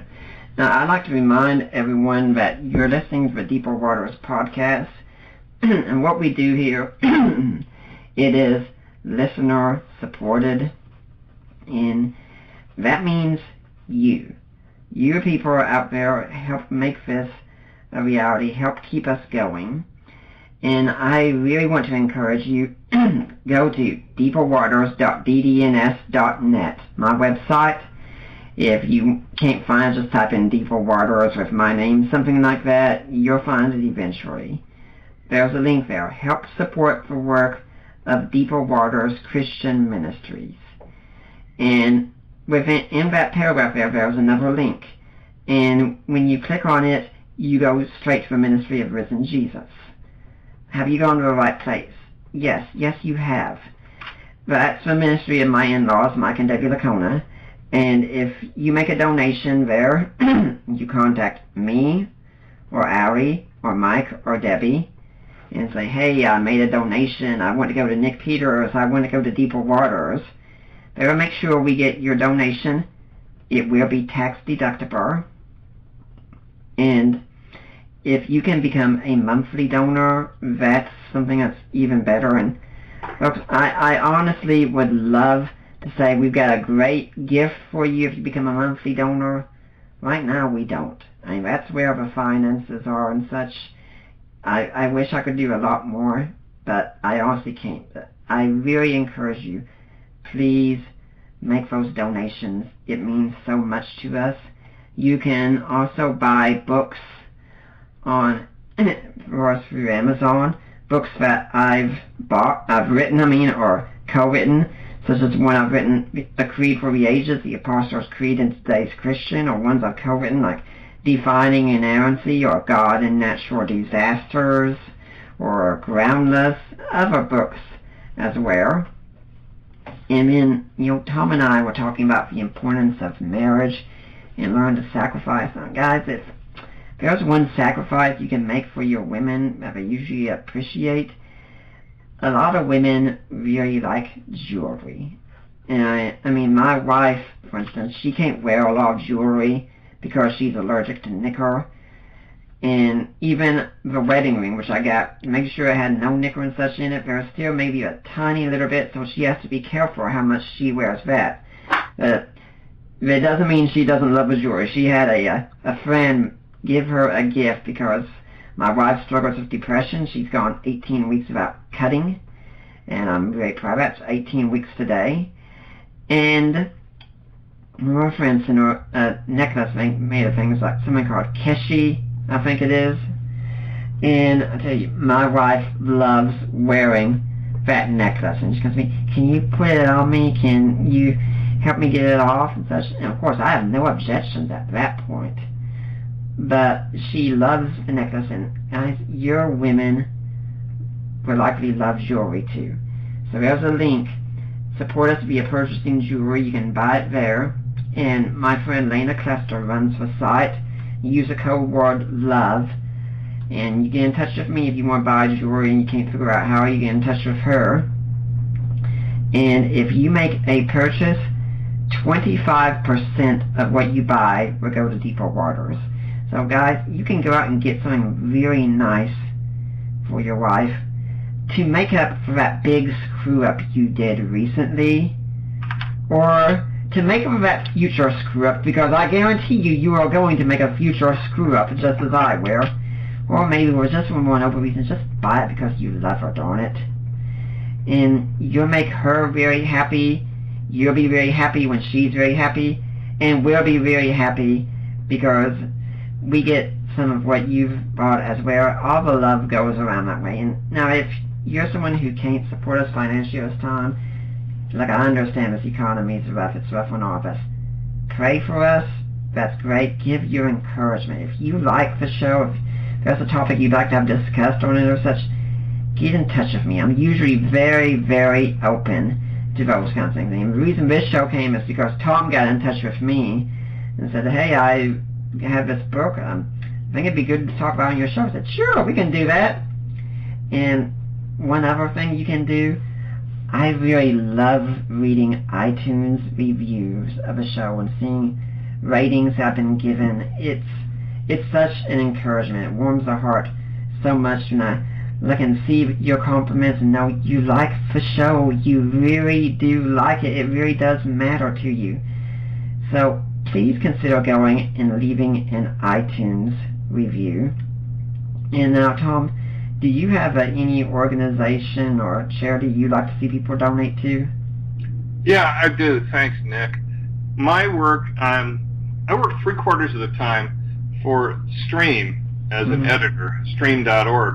The other quarter is devoted to local and national level strategic apologetics. And before I got involved in apologetics, as I said earlier, before I got this involved in apologetics, I was a strategist, and I still care about strategic apologetics. I was just out at Biola a few days ago, meeting with a group of people that I no longer lead, but that I did found, national level leaders of apologetics ministries, that we get together and we do mutual learning together, and we do in mutual encouragement, stuff like that. It happens on different levels, and so I could use your help with this whole area of developing effective apologetics ministries that really connect with people who need to hear the good news of equipping in Christ. So the way to find me is to go to my blog, Thinking Christian, thinkingchristian.net, and you can click the donate link at the top is the simplest way. There's also something that says strategic difference that gets you somewhere similar, but if you want one to remember, it's thinkingchristian.net, donate. And thanks for the opportunity to share that, Nick. Yeah, if you all hear me typing in right now, like I said, this is a kind of low production show right now. I am going to the website. I always do that whenever I have a guest come on talking about the show and seeing what it's like. Yeah, thinkingchristian.net here and see it right here. In fact, you can go to the page. I see Critical Conversations right there in front. There's a donate tab, so you can make your donation there, and it is tax deductible, isn't it? Yes. Okay. Now let's get back to the book here. Now, another comparison that's usually made is that the gay movement is compared with the civil rights movement, and where some people were wrong, we were wrong back then, a lot of Christians sadly were, with the civil rights movement by going against it and such. And just as the civil rights movement was opposed and it's an embarrassment because we all know better now, so it will be with the homosexual movement. Yeah, oh boy. There's a couple things going on there. Let me focus especially on the whole civil rights question. The mistake that so many people have made is thinking that gay rights and civil rights are really two versions of the same thing. And when I realized the awareness, when I started thinking back, because I'm old enough, to think back to the heyday of the civil rights movement in the 60s, I never heard it described as a black rights movement. And I've gone on Google and I've checked to see whether my memory was correct, and there is very little reference anywhere to, quote, black rights. And here's why. Because what they were looking for, African Americans, wasn't African American rights or privileges, it was human rights and privileges. It was stuff that comes with being a human being. And it was stuff that, you know, was like, it wasn't that some black rights were being denied, it was that people were denying the essential and complete and full total humanness of African Americans. So that's, no, okay, there was no such thing as, quote, black rights, it was civil rights or human rights. Now, is there such a thing as, quote, gay rights? Yes. You hear about it all the time. It's different. And the difference is that gay rights are really gay special rights. Black rights were never, human rights, civil rights were never black special rights. But gay rights are gay special rights. We're going to go to the Supreme Court and ask the Supreme Court to create for us a new thing called gay marriage. The Supreme Court created the right for them. Of course, before they did that, the Supreme Court had to create for itself the right to create rights, which is a political mess. And but it's not the same thing, because civil rights were human rights that belonged to every human because they were human since the founding of the nation, and what had to be done had to be corrected was the realization that blacks were humans in every relevant sense of the word. Mm-hmm. Now, with gays, that's different. We're not talking about, oh gosh, they're human after all, let's let them marry. What they're saying is, oh gosh, they want to get married, let's change marriage. That's different. Mm-hmm. That's the more complicated ones. No. But it's an important, huge difference. Now, in relation to about let's change marriage, some people say, yeah, didn't we already do that because interracial marriage used to be banned? Today we realize that there's no problem with interracial marriage. Yeah, that's not a fair comparison, because interracial marriage, nobody said that a white man marrying a black woman wasn't really marrying her. They were saying they're married and, ooh, that's awful. Mm-hmm. So when men and women of different races were allowed to marry, they didn't change what marriage was, they changed what they considered awful. Mm-hmm. Well, when the Supreme Court found for gay marriage, they changed what marriage is, and that's really different. Yeah, and I think it's important we talk about the black movement in the 60s and such a civil rights movement, that you had blacks walking down the street and they would be hosed by big hoses from fire engines and such. We're not talking about the garden hose you got out in your yard. We're talking about something that would be painful to get hit by. And there wasn't celebration. When Martin Luther King was speaking, he spoke like he was a majority, but he was in a minority at that point. And today is not all the same. I mean, you can have gay pride events going on. You did not have black pride events going on back then. No, they weren't allowed. You get in trouble. And they did, but they were surrounded by all kinds of government interference. Right. Now, the other thing we've got to remember, though, is that there are some genuine acts of discrimination against gays and lesbians. Right. And that's wrong. Mm-hmm. Discrimination, we can get into that as a different word, but if someone is bullying a gay, and you're a young kid and you say you see a gay classmate being bullied, you're a Christian kid, your call, if you read the prophets, if you read what Jesus said, your call is to stand up for the person who's being oppressed. Mm-hmm. And your call is to stand up for the one who's being bullied. Mm-hmm. And all of that kind of, if there's unequal treatment that's not based on some relevant reason, and if it's just because they're gay or lesbian, that's wrong, and Christians ought to call it wrong, and they ought to stand on the side of the oppressed.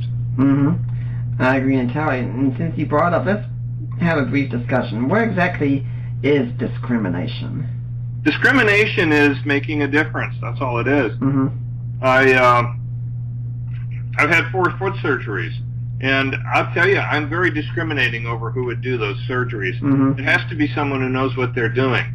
That's discrimination, but it's good discrimination because it's discrimination on relevant grounds. Mm-hmm. Discrimination is getting used as a dirty word, as if it was always wrong. Well, you're discriminating against gays if you don't let them marry. Well, okay, yeah, we are discriminating, but let's look at whether there are relevant reasons. Mm-hmm. And by the way, they've always been allowed to marry. They just haven't been allowed to marry the person that they wanted to marry. And it wasn't because it wasn't permitted. It's because marriage was defined so that it wasn't a marriage. Mm-hmm. So, okay, I'm wrapping myself around in making sure I say everything right, and I forgot where I started. Mm-hmm. Discrimination is evil if we discriminate for irrelevant reasons. Mm-hmm. Most of the time, for example, skin color is irrelevant to employment. Right. And if you discriminate as an employer on the basis of skin color, you're committing an evil act. Mm-hmm. However, suppose you've got two movies being filmed and you're the casting director for both of them at the same time, and one of them's about George Washington and the other one's about George Washington Carver. Right. You want the black men to line up for the George Washington Carver position, and you'll reject the white men in that line. Right. And you want the white men to line up for the George Washington position, and you will reject the black men in that line. Mm-hmm. Skin color matters for Yeah. that job. Right. It's pretty rare, but sometimes skin color matters. Mm-hmm. Now, most of the time in employment, sexual orientation doesn't matter. In some ministry settings, it does, and there it's more the beliefs that matter than the orientation. Mm-hmm. So, what we need to do is talk about what discrimination really means, and not just use it as a dirty word. Yeah. You know, we also have the same kind of thing we talk about judging others a lot of times. When you talk about discrimination, I remember my former roommate, when he found a new place to live in Charlotte, he was living with a boy who'd had a stroke, so he was kind of a constant companion there to help him out. And he had a caregiver who came by, and I was there visiting once, and this caregiver came by. She's a nice lady. I'm pretty sure she was a Christian. And she's talking about some event, and said, well, you know, we're very not supposed to judge. Can't be judging and such. And so I decided to kind of pour a Grey Coke or pour the roof out here and such, and take the roof off, I should say, and probably say, you drove here, right? Yeah. Is your car parked in the garage? Yeah. Are the doors locked? And as soon as I said that, she knew she'd been trapped. Yeah. Yep. Okay, I get what you're saying here, because some judging and some discrimination, it's unavoidable. Right. And you know what's going on? It used to be that the most commonly quoted verse in the Bible was John 3:16. Then it became the most commonly quoted verse in the Bible was "Judge not, lest you be judged" from Matthew 7. You know what's going on now? Is a huge increase in judgmentalism. Right. And it's judgmentalism toward people who are opposed to gay rights. Mm-hmm. We are getting slammed with judgmentalism, right and left. Mm-hmm. So judgmentalism is back in. Yeah. And it's kind of ironic. I've said before to my wife, I said, hon, if you want to recognize someone who is really intolerant, someone who is really judgmental and such, just like the people who preach the most against judgmentalism and preach the most for tolerance, they usually fall in that rubric. yeah, and the really funny ones is when you get, you are so bad, you are being judgmental, that is so bad of you. And you just go, excuse me, but when you say I'm so bad, aren't you being judgmental? And you know, it's a really self-contradictory thing for them to do. Mm-hmm. Judgment is a good thing if it's done on good basis. Right. Now, only if it's done on a good basis and from a clean heart and lots of other things. Now, to go back to the whole civil rights thing and such, one thing you for being told is they are opposed to equality. And yeah. Tom, this is a hard one to be put in, because I mean, who wants to be against equality? Oh my gosh, no, you don't want to be against equality. It's right there in the Declaration of Independence. It's in the King James Version of the Declaration of Independence. Mm-hmm. You don't have to laugh, Nick. I just hope somebody listening to this does. Yeah, anyway. It took me a second to catch on there. But anyway, equality is really at the core of American character and our values. So if you can get labeled as being anti-equality, man, you are really sunk as far as being a good American. Well, guess what? Everybody is against marriage equality. Everybody is for marriage equality. What I mean is this. I am for marriage equality up to a certain limit. Mm-hmm. Most gay virtually every gay marriage advocate is for gay marriage up to a certain limit. And beyond that limit, they're opposed to marriage equality. They're not in favor of marriage equality. most of them, if it involves threesomes or foursomes or incestuous relationships. So, if I could comment on that briefly, years ago I read Jonathan Rauch's book about gay marriage. He said how it was good for gays, good for straights, good for America, which I wrote a review of. And he when he started talking about polygamy, he said, well, we just don't allow polygamy because marriage is something, and that's not marriage. And I was thinking, yeah, it's so strange. You want to change it for you, but then when polygamy comes along, it says, no, we're not going that far. Okay, so he's saying I'm not in favor of marriage equality beyond my certain limit. Right. Well, okay, everybody can say I've got a limit, and beyond that point, I'm not in favor of marriage equality. And then you say, well, what's your limit? Well, what's your limit? And all of a sudden, you're talking about the limits, which is what the conversation really should be about. And let's forget this equality buzzword and say, you know what? We're not disagreeing over equality. We're disagreeing about the limits. That's the only disagreement. And so, quote, equality is not the issue. It's the limits. Everybody is against equality beyond their personal chosen limits, or their, in my case, I would say, highly God-directed chosen limits, and you can disagree with me on that if you want. I know you don't, Nick. Yeah. Yeah. Yeah. I remember a few weeks ago I was talking with someone on a group, and we were saying, beyond your religious argumentation and your bigotry and hatred, does anyone have any good reason why homosexuals should not get married?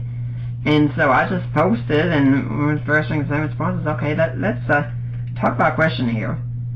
What is marriage? And as soon as I asked, I was like, I hadn't really thought about that one before. And I said, okay, so let me get this straight. Let me get this straight. You're saying we should let homosexuals get married, and it'd be good, but you don't know what marriage itself is, but somehow you know it'd be good for them. And then when they start trying to refine the difference, as long as two people consent, okay? Why does there have to be two people? Why does there have to be consensual? What makes all of these marriage? Right. Well, that's his limit. Yeah. That's why. Yeah. And he believes in marriage equality up to that limit. Yeah. So, up beyond that limit, he's against marriage equality. And the thing is that it's unavoidable to talk about metaphysics here, and a lot of people don't realize that if you say marriage can be whatever you want it to be, anyone can make it anything, well, marriage at that point becomes essentially nothing. It doesn't really matter because it can be made anything. I mean, if I said, I want to go out and get my PhD, what's a PhD? A PhD can be anything you want, but that's not an accomplishment at all at that point. But if it really is what it is, then it is something, and we have to discuss then, what is marriage? Well, yeah, I don't go into metaphysics in my book for parents here. Yeah. And so I don't want to scare potential readers off, but I know you've got some listeners who are not going to be scared by this discussion. So just bear in mind that the book has one audience and your podcast probably has another. But when the question is, what is marriage, the problem that we run into, I think, with our audience is that they're stuck on the middle word, is. Like, what do you mean marriage is something? Marriage was something yesterday. Okay, today it is something. Tomorrow it'll be something else. Just like everything involved, so does marriage. So why are you stuck on that word, is? And we have got to work on recognizing that people don't understand that is means something. This is not Bill Clinton's question, but it is, what is the meaning of is when we say what is marriage? From a Christian perspective, from I think a sensible perspective, marriage is something. Right. Not just a snapshot on the way to becoming something else. But that's a very foreign conception of the nature of things to most of our current society. That's a tough one for them to understand. Now let's talk about something else related to homosexuality, because we're often told that you don't choose to be homosexual. People are born homosexual, and so therefore somehow we should allow them to marry one another. Yeah. This is where it gets really tough in a pastoral sense. Yes. Because, okay, what we're going to say from just a straight answer is, according to the Bible, you cannot marry the person that you are romantically attracted to. But if you choose to follow Christ with all your heart, He will satisfy. Now, pastorally, from a Christian witness perspective, we have to make that a credible statement. We have to show that we are satisfied in Jesus Christ. We have to show that He is that good. And by the way, too, there are a lot of straight people who cannot marry the person they want to marry. Yep. And that's one of the ways in which singleness, undesired singleness, can be a witness, which is to say, okay, I am alone as far as marriage is concerned and as far as romance is concerned, but I love Jesus Christ and I am content. Can a married person like me or you make that statement? Well, no, but I can make the statement that I'm content even though for the last 4.5 years I have not taken a single step without pain. Yeah. I mean, we all have different kinds of hard things to go through. I hate that people have to go through hard things, although I know God knows what He's doing. And so let's be credible about this, but let's remember that Jesus Christ is good enough. Something else I like to ask people when they talk about this kind of thing is because really there's no hard data on this either way. And it's the same thing with the thing of where homosexuals make just as fine parents. There's no hard data right now either way. But I like to point and say, my wife has PTSD. She wasn't born with it, so does that mean she chose to have PTSD? Of course not. We don't necessarily know what causes homosexuality, but it still doesn't mean that the practice is okay to participate in. Right. Yeah, where it comes from is not as important a question as whether it's right or wrong. And because things can come from, quote, natural sources and still be hard to live with. And from a biblical perspective, the one overarching explanation for that is original sin. We're all born with a problem. And just because we're born with it doesn't make it not a problem. It is a problem. It's called sin. It needs Jesus Christ and His redemption to solve. But since I did bring that up, it is something we should talk about as we're near the end, is what about these, this is something you've spoken about since you've studied sociology. So what about these claims that homosexual couples make just as good parents as straight couples do? Well, there's a lot wrong with that. First of all, they've got studies and that say that that's so. We've got studies that say that that's probably not so. They get really annoyed at the methodological weakness of our studies, which there are some. We don't have perfect research on this. But we've got suggestive hinting research that says that. We do have really, really, really, really strong data that says that a mom and a dad are really good for kids.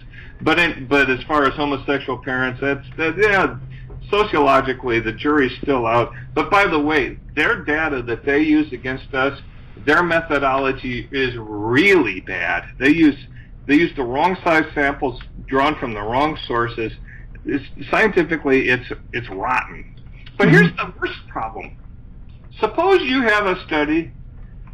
Let me back up. The worst problem is to think that you can even study the question, because we won't know the effects of of same-sex couples being parents until their kids have grown up and had kids.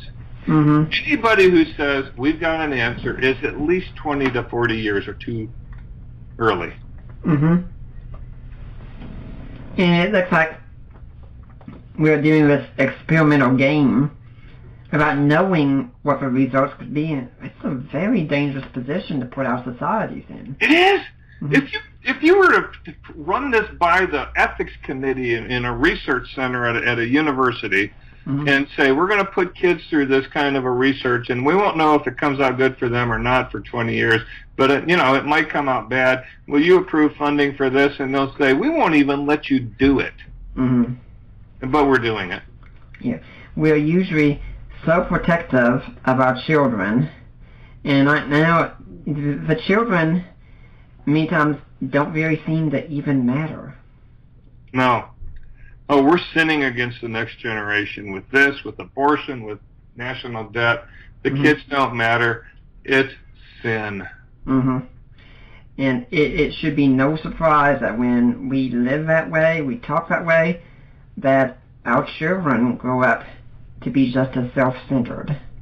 Yeah. Mm-hmm. So, as we get close to the end of this interview, we do have to start wrapping things up. We've only got about 5 more minutes to discuss the issues. And what is your hope for parents who get this book? Well, honestly, Nick, this is going to sound self-serving. I've been praying this turns into a bestseller. And it's not because I need the money, and I actually don't want to get famous for this in particular, because I'd rather stay invisible. But I can't. What my hope is that we can see the beginnings of a turnaround in the next generation when Christian parents, kids grow up realizing that the homosexual message is not the only message, that there's a good answer to it. But the converse is this. Kids who live life under the barrage and think that the homosexual message is the good message are going to mm-hmm. think that the Bible message is the bad message, and they're going to turn away from not just the Bible but from Jesus Christ. And parents, your kids are in incredible spiritual danger. Mm-hmm. You have got to step up and protect them from that, from the lies. You can protect them from the lies by relationally, calmly, knowledgeably sharing the truth. And if you don't do it, chances are your church isn't going to do it. I haven't seen the church doing well on this. Pastors, you have got to get this book. Mm-hmm. You've got to do this. Otherwise, we're going to lose the next generation spiritually. That means eternally. You've mm-hmm. got to get this. Yeah, and, we could say that some people are looking and say, it just seems like a hopeless situation right now where, they probably said the same thing back when abortion was legalized, but you have more and more young people rising up, even secularists rising up and saying, no, we don't support abortion. We condemn abortion. Right. Mm-hmm. And you go back to the civil rights movement. Some people probably said that was hopeless. Mm-hmm. And has it accomplished all of its objectives? Definitely not. Mm-hmm. Nowhere near. But is it better than it was?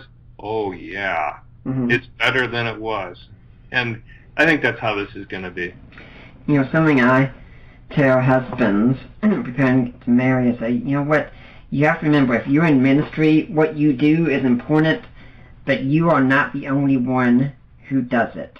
Yeah. You are married to your wife. You are not married to your ministry. And if you get to eternity and you have done a wonderful ministry, but you have not loved your wife the way you're supposed to, I count you a failure in ministry. Now, what's the relevance of this? It's because, parents, there are many, many things that people can do with your children, but it is not your pastor's job. You are the ones that have the responsibility of raising your children up in the fear of the Lord and teaching them biblical principles.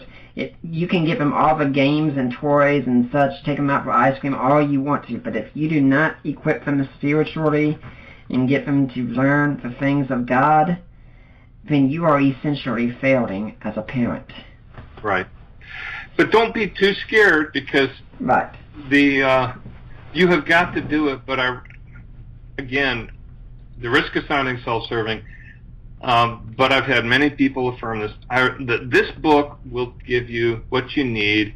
As Frank Turek said, Just sit down for an evening. You can read it in a couple hours. Yeah. You can get equipped, and you can do it. Yeah, and Sean McDowell endorsed this book last week. I give it my own endorsement. I enjoyed reading it. I thought the insights were very helpful. And Tom's right. You can read this book in just a few hours, and it would be very worthwhile hours. So you can find it at criticalconversationsbook.com on the web, or just look it up on Amazon, Critical Conversations, Christian Parents' Guide to Discussing Homosexuality with Teens. Yeah, I've got it brought up here, in fact, on Amazon, something I do whenever a book's talked on the show. It's Critical Conversations. The Kindle edition right now is $10.85. That's the way I read it. It's a great way to read a book. And the paperback is $11.42. But Tom, we've come to the stopping point now. If someone wants to get in touch with you, they have more questions and want to find out more, do you have a blog or website or way people can get in touch with you? Yeah, probably the best way. I've got a question and answer page at criticalconversationsbook.com, and that's the easiest way to get in touch with me, or Tom at thinkingchristian.net if it's by email. But if it's a question related to the book, go to the Q&A page at criticalconversationsbook.com. In fact, I'm going right there right now. That's typing sound that you hear. And do you have any final message you'd like to leave today for the Deeper Waters audience? You can be equipped. You can do it. Pastors, parents, you can get equipped. You have to get equipped. You can have these conversations with your kids, and if you don't, somebody else will. But you can do it, and you can protect your kids from the onslaught. Well, I'd like to thank you for coming on, Tom, and hopefully we'll see you back here again sometime. I would be glad to come. It's always great talking with you, my friend. Thank you. And I'd like to thank you for your friendship as well. It's great getting to see you in New Orleans back in 2015. I'd like to remind everyone that next week, Dr. Paul Vitz is going to be on my show talking about his book, Faith of the Fatherless. For now, I'm Nick Peters, and I'm signing off.